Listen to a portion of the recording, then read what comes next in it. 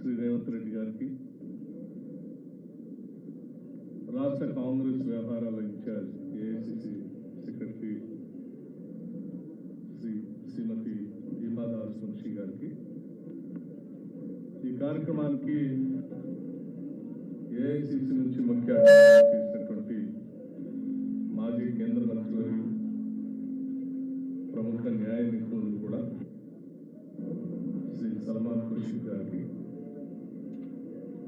అట్లాగే నాతోటి సహచర మంత్రివర్గ సభ్యులందరికీ, శాసనసభ్యులకి, మాజీ రాష్ట్ర కాంగ్రెస్ కమిటీ అధ్యక్షులందరికీ, కార్యక్రమంలో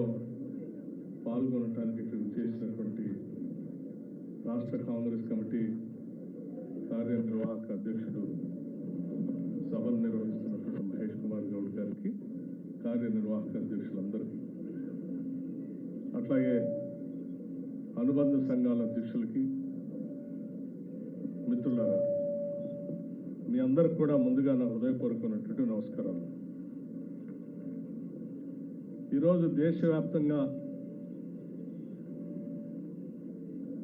మన ప్రీతమ నాయకుడు శ్రీ రాహుల్ గాంధీ గారు ప్రధాన ప్రతిపక్ష నాయకుడిగా ఇటు పార్లమెంట్లోనూ బయట కూడా ఈ దేశ సంపద దోపిడీ గురి కాకూడదని, దేశ సంపద అంతా కూడా దేశానికే చెందాలని, దేశ ప్రజలకే చెందాలని చెప్పి పెద్ద ఎత్తున ఆయన చేస్తున్నటువంటి ఉద్యమం మనందరికీ తెలిసిందే. ఇది ఈనాటి నుంచే కాదు, ఆనాడు కన్యాకుమారి నుంచి కాశ్మీర్ వరకు కూడా పాదయాత్ర చేస్తూ ఈ దేశ సంపద మొత్తాన్ని ఇటువంటి మోడీ లాంటి వాళ్ళు, లేకపోతే అదానీ లాంటి వాళ్ళు దోపిడీ గురి కాకుండా ప్రజల పక్షాన అఖిల భారత కాంగ్రెస్ పార్టీ నాయకత్వం అంతా నిలబడి ఈ ఆస్తుల కోసం పోరాటం చేస్తుందని చాలా స్పష్టంగా చెప్పారు. చెప్పటమే కాదు, ఆ రోజు దశాబ్దాలుగా ఈ దేశంలో ఉన్నటువంటి ఆస్తుల్ని, వ్యవస్థల్ని, సంస్థల్ని కాంగ్రెస్ పార్టీ నిర్మాణం చేసి వనరులన్నింటినీ కూడా ప్రజలకు చెందేటట్టుగా మేము చేసి అందిస్తే,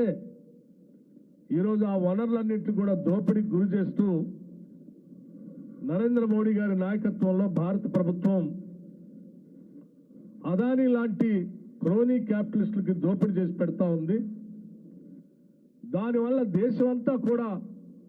ఈరోజు సంపదను కోల్పోయే ప్రజలంతా కూడా వారి వారి ఆస్తులను కోల్పోయేటువంటి ప్రమాదంలో దేశం పడింది. ఈ దేశం కోసం అఖిల భారత కాంగ్రెస్ కమిటీ పక్షాన మనమందరం నిలబడాలని చెప్పి ఆయన పెద్ద ఎత్తున పిలిపించినటువంటి విధానం కూడా మనందరికీ తెలిసిందే. ఆనాడు వారు మాట్లాడినప్పుడు దేశంలో ఉన్నటువంటి వాళ్ళంతా కూడా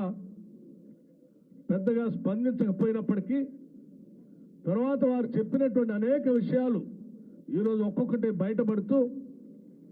ఈ దేశమే కాదు బయట దేశాల్లో ఉన్నటువంటి సంస్థలు కూడా లోతుగా అధ్యయనం చేసి హిడెన్బర్గ్ లాంటి వాళ్ళు ఇవాళ ఈ దేశ సంపదని అదానీ లాంటి వాళ్ళు ఏ రకంగా దోపిడీ చేస్తున్నారో స్పష్టంగా ప్రపంచానికే తెలియజేసేటట్టుగా వారి విచారణ బయటపెట్టారు. గతంలో ఒకసారి బయటపెట్టారు, ఇప్పుడు మరీ ఆశ్చర్యపడేటట్టుగా అసలు దేశ సంపదని జాగ్రత్తగా కాపాడవలసినటువంటి సెబీ లాంటి సంస్థలకు సంబంధించినటువంటి చైర్మన్ గారే దీంట్లో కూడా ఉన్నారు అని వారు చెప్పినటువంటి విధానం ఈ దేశమే కాదు ప్రపంచం ఆశ్చర్యపోయేటట్టుగా వారు కొన్ని విషయాలను బయటపెట్టారు. ఆనాటి నుంచి శ్రీ రాహుల్ గాంధీ గారు పార్లమెంట్లో ప్రతిపక్ష నాయకుడిగా గళమెత్తి వినిపిస్తూ వచ్చారు. వారు ప్రత్యేకంగా చెప్పారు కూడా, మేము చెప్పేదే మీరు చేయాలని లేదు, కానీ మేము చెప్పేది మాత్రం వాస్తవం. ఈ వాస్తవాన్ని బయటకు తీసుకొని రావటం కోసం మాతో పాటు అవసరమైతే ఈ జాయింట్ పార్లమెంటరీ కమిటీ పార్లమెంటుకు సంబంధించినటువంటి అన్ని పార్టీలతో కలిపినటువంటి జేపీసీని నియమించి ఈ దేశ సంపదను కాపాడటం కోసం, ప్రజలను కాపాడటం కోసం మీరు ముందుకు రావాలి అని చెప్పి ఈ దేశ ప్రధాని పార్లమెంట్లో నిలదీస్తే వారు తప్పించుకొని పోయినటువంటి వైనాన్ని కూడా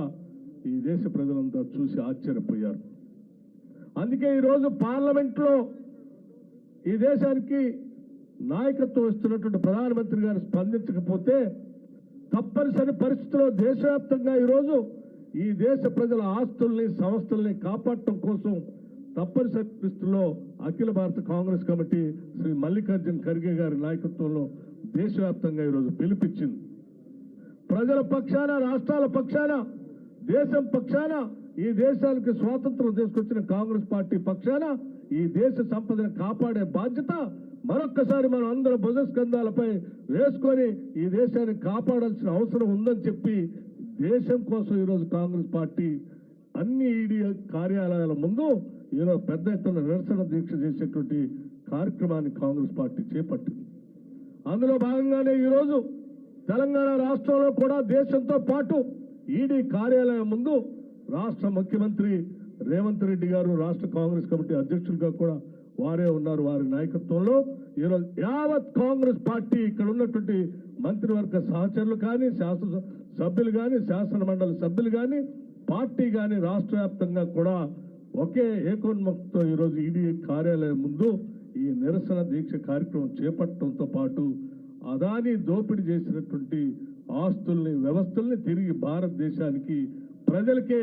అందించేంత వరకు, జేపీసీ వేసేంత వరకు మనం పోరాటం చేస్తామని చెప్పి ఈ కార్యక్రమాన్ని తీసుకోవటం జరిగింది. దీంట్లో మీరంతా పాల్గొని దేశ సంపదను కాపాడటం కోసం రాహుల్ గాంధీ గారు, మల్లికార్జున ఖర్గే గారు ఇచ్చినటువంటి పిలుపు మేరకు ప్రజల కోసం, దేశం కోసం రోడ్డు మీదకి వచ్చి ఈరోజు ఇక్కడ కూర్చున్నందుకు మీ అందరికీ రాష్ట్ర కాంగ్రెస్ కమిటీ తరఫున హృదయపూర్వకమైనటువంటి ధన్యవాదాలు తెలియజేస్తున్నాం. ఈరోజు మనం ఇక్కడ కూర్చుంది ఇదేదో మన కోసమో లేకపోతే కాంగ్రెస్ పార్టీ కోసమో కాదు. ఈరోజు మనం అందరం ఇక్కడ రోడ్డు మీద ఈడీ కార్యాలయం ముందు కూర్చున్నది ఈ దేశం